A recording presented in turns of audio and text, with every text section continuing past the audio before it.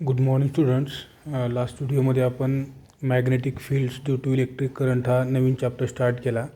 त्याच्यामध्ये आपण पाहत होतो की ओरस्टेड नावाच्या सायंटिस्टने ज्यावेळेस कुठल्याही कंडक्टरमधून इलेक्ट्रिक करंट फ्लो होतो त्यावेळेस तो कंडक्टर स्वतःच्या अराउंड एक मॅग्नेटिक फील्ड प्रोड्यूस करतो, ज्याला काहीतरी पर्टिक्युलर मॅग्नेटिक इंडक्शन आहे किंवा मॅग्नेटिक स्ट्रेंथ आहे.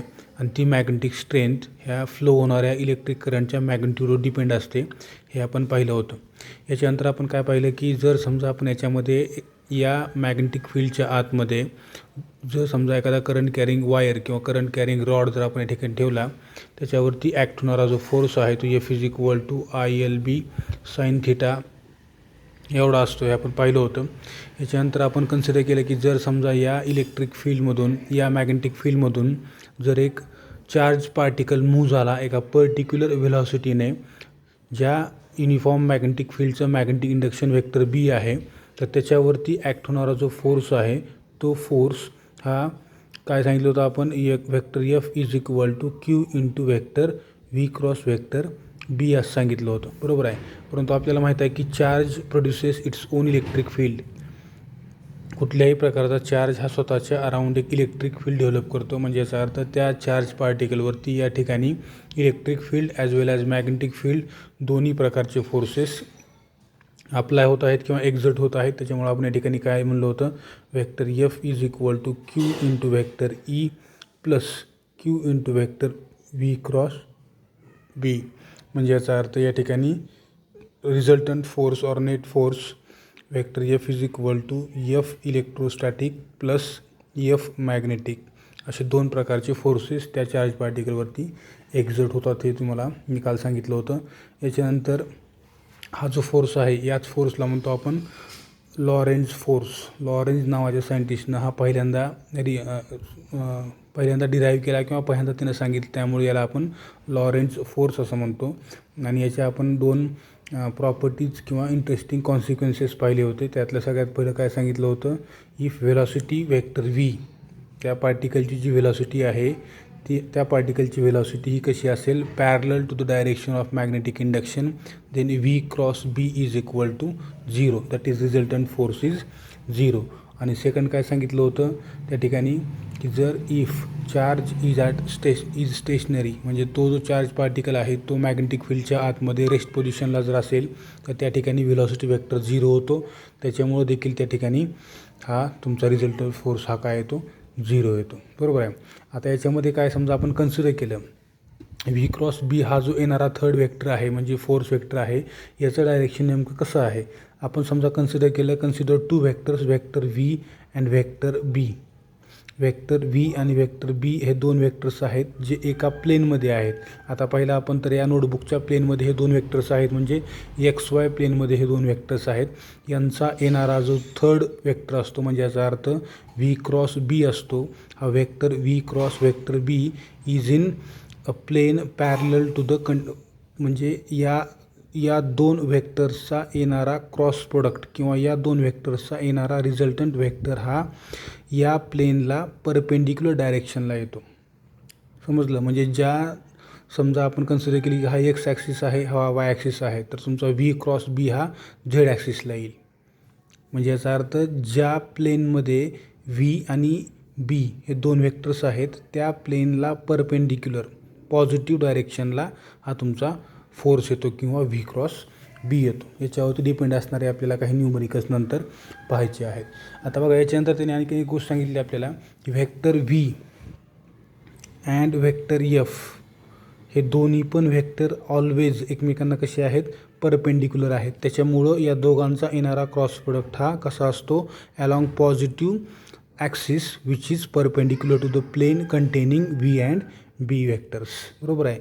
ज्या दोन प्लेनमध्ये V आणि B वेक्टर्स आहेत त्या प्लेनला परपेंडिक्युलर असणारा जो वेक्टर आहे त्या डायरेक्शनला कधी पण तुमचा हा रिझल्टंट वेक्टर येतो. याचा अर्थ V आणि B हे दोन वेक्टर्स एकमेकाला राईट अँगल्ड आहेत, बरोबर आहे. म्हणजे या दोघांचा जर समजा आपण डॉट प्रोडक्ट घेतला तर या ठिकाणी येणारा हा कुठला आहे, फोर्स आहे, आणि ही कुठली आहे, व्हेलॉसिटी आहे. म्हणजे ॲक्च्युअली त्या पार्टिकल इथं जो पार्टिकल आहे त्याच्यावरती कुठलं वर्क डन होतं आहे का नाही हे पाहण्यासाठी आपण काय केलं, हा तुमचा येणारा फोर्स वेक्टर वरचा, बरोबर आहे, हा फोर्स इंटू वेलॉसिटी ज्या डायरेक्शनला होते त्या डायरेक्शनला डिस्प्लेसमेंट पण असते. त्याच्यामुळे force into displacement is equal to या ठिकाणी काय होईल, एफ आणि व्ही हे दोन्ही कसे आहेत, राईट अँगल्ड आहेत. त्याच्यामुळं त्या ठिकाणी कॉस 90ची व्हॅल्यू म्हणजे याचा अर्थ एफ व्ही कॉस अँगल किती दोघांमधला 90, त्यामुळं कॉस 90ची व्हॅल्यू काय येते, 0 येते. त्यामुळं या ठिकाणी दोघांचा डॉट प्रोडक्ट हा काय झाला, 0 आला एफ इंटू व्हीचा. म्हणजे याचा अर्थ त्या ठिकाणी कुठल्याही प्रकारचा म्हणजे आपण असं म्हणू शकतो magnetic force never does any work on the moving charge. म्हणजे याचा अर्थ मॅग्नेटिक फील्डमधून ज्यावेळेस चार्ज मूव्ह होतो त्यावेळेस त्याच्यावरती मॅग्नेटिक फील्ड कुठल्याही प्रकारचं वर्क डन करत नाही. याचा अर्थ ज्या डायरेक्शनला फोर्स अप्लाय होतो त्या डायरेक्शनला चार्जची मोशन होत नाही. बरोबर आहे. वर्क इज डन आपण असं कधी म्हणतो, वर्क झालं असं आपण कधी म्हणतो, when object is displaced in the direction of applied force. ज्या डायरेक्शनला ऑब्जेक्टची फोर्स अप्लाय केलेला आहे त्या डायरेक्शनला समजा ऑब्जेक्टची डिस्प्लेसमेंट होत असेल तर आपण म्हणतो वर्क इज डन. पण या ठिकाणी काय दिसतं आपल्याला की ऑब्जेक्ट हा रेस्ट पोझिशनला आहे समजा आपण कन्सिडर केलं. या ठिकाणी फोर्स आणि व्हेलॉसिटी व्हेक्टर या दोघांचा किंवा या ठिकाणी व्हेलॉसिटी या डायरेक्शनला आहे, फोर्स या डायरेक्शनला आहे. म्हणजे याचा अर्थ ज्या डायरेक्शनला फोर्स आहे त्या डायरेक्शनला डिस्प्लेसमेंट नाही, डिस्प्लेसमेंट या डायरेक्शनला आहे आणि फोर्स या डायरेक्शनला आहे. म्हणजे कुठल्याही प्रकारचं वर्क डन हा मॅग्नेटिक फोर्स त्याच्या आतमध्ये मूव्ह होणाऱ्या चार्ज पार्टिकलवर करत नाही किंवा करू शकत नाही.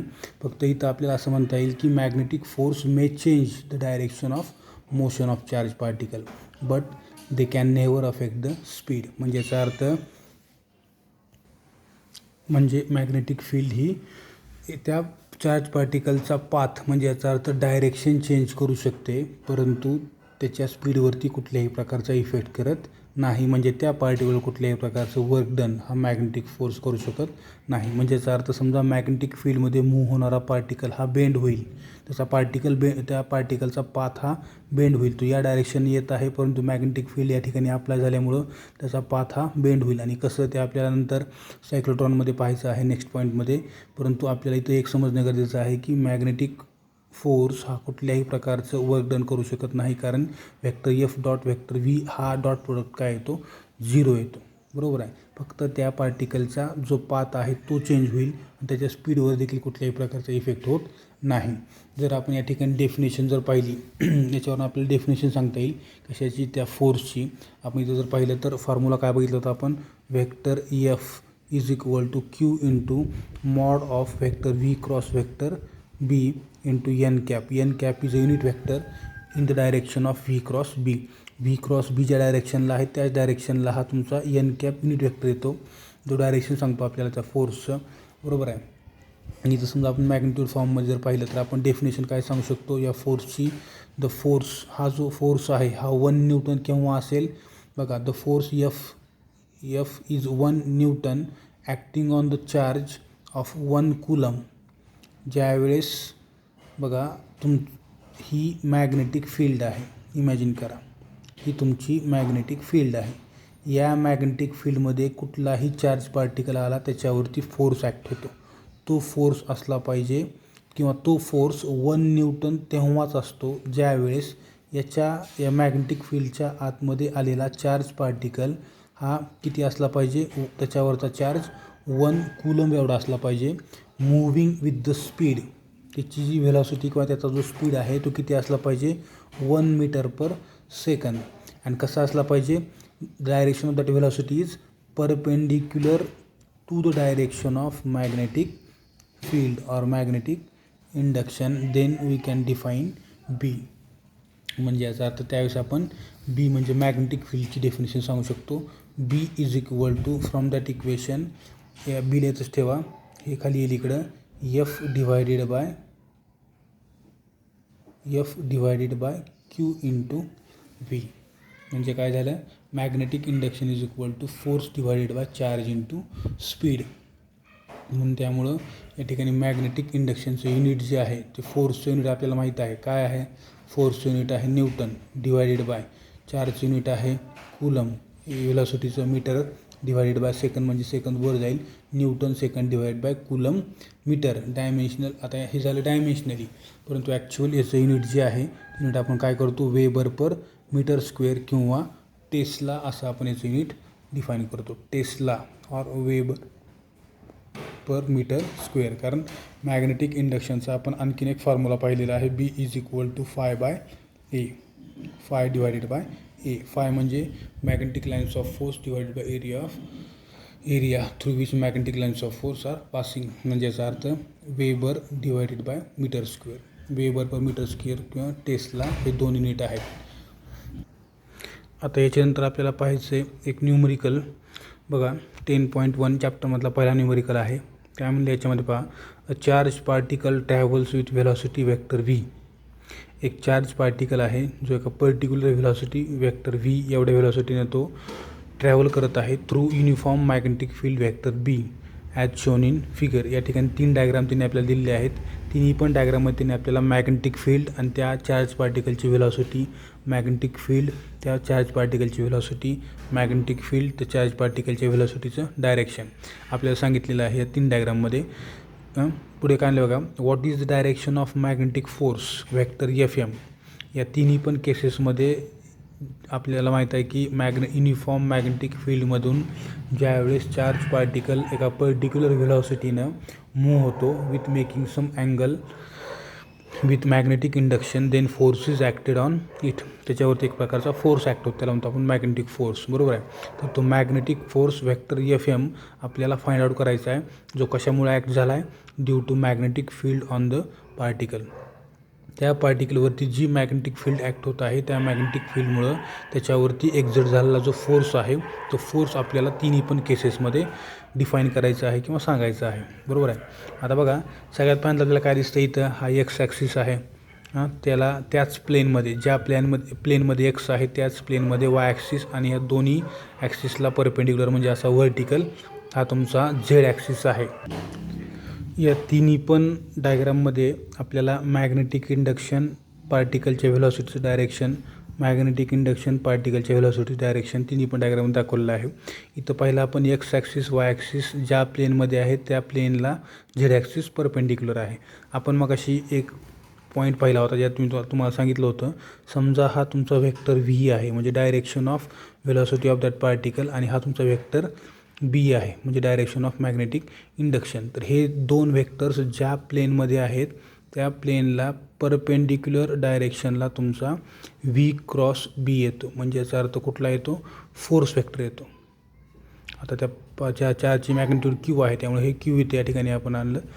V×B याचा येणारा क्रॉस प्रोडक्ट जो आहे तो काय आहे, फोर्स आहे. कुठला, मॅग्नेटिक फोर्स आहे. तो आपल्याला तिन्ही केसमध्ये डिफाईन करायचा आहे किंवा सांगायचा आहे. इथं आपल्याला काय दिसते बघा, फक्त एक माहीत असलं पाहिजे आपल्याला की हा फोर्स वेक्टर कधी पण पॉझिटिव्ह डायरेक्शनला असतो. कुठं असतो, V×B हा जो क्रॉस प्रोडक्ट येणार आहे हा कसा असतो, पॉझिटिव्ह असतो. त्यामुळे पॉझिटिव्ह डायरेक्शनला हा वेक्टर F मॅग्नेटिक असेल. मग इथं काय दिसते आपल्याला बघा, या डायरेक्शनला म्हणजे याचा अर्थ एक्स ॲक्सिसच्या अलॉंग वेक्टर V आहे, झेड ॲक्सिसच्या अलॉंग वेक्टर B आहे. मग एक्स आणि झेड या दोन ॲक्सिसला परपेंडिक्युलर तिसरा ॲक्सिस कुठला असतो, वाय. परंतु आपल्याला माहीत आहे की वेक्टर FM म्हणजे याचा अर्थ मॅग्नेटिक फोर्स वेक्टर हा कधी पण पॉझिटिव्ह डायरेक्शनला आहे. त्याच्यामुळे या ठिकाणी काय होईल, या डायरेक्शनला दॅट इज वेक्टर वायच्या अलॉंग मॅग्नेटिक फोर्स आहे, पहिल्या केसमध्ये आपण सांगू शकतो. सेम आता दुसऱ्या केसमध्ये काय दिसते आपल्याला, झेड ॲक्सिसच्या अलॉंग व्हेलॉसिटी वेक्टर, त्याच्यानंतर वाय ॲक्सिसच्या अलॉंग तुमचा मॅग्नेटिक इंडक्शन वेक्टर. तर राहिला कुठला आता, वाय झाला, झेड झाला. एक्स ॲक्सिस पॉझिटिव्हच्या अलॉंग तुमचा F मॅग्नेटिक असेल, बरोबर आहे.